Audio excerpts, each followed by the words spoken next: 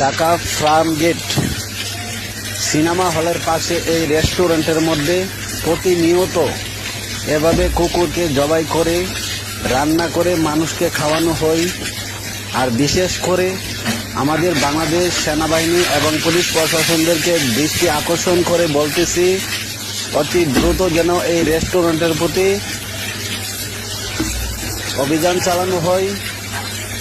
আমি জানি না আমার চাকরি থাকবে কিনা, তারপরও আমি এই ভিডিওটা আপলোড দিয়ে যাব, কারণ আমি চাই না আরও মানুষ যেন এগুলা খেয়ে যেন কোনো সমস্যা না হয়। এর জন্য ভিডিওটা দিলাম ভাই। আমার চাকরির জন্য আমি কোনো চিন্তা করি না। ইনশাল্লাহ যদি রিজিকে থাকে অন্য কোনো জায়গায় আমি চাকরি করে নিয়ে করতে পারবো। সবাই ভিডিওটা বেশি বেশি শেয়ার করে দিবেন।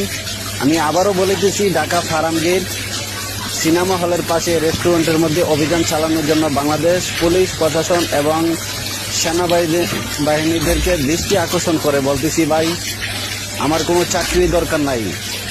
আমার এই ভিডিওটা যেন সবাই দেখতে পাই, সবাই একটু শেয়ার করে দিবেন।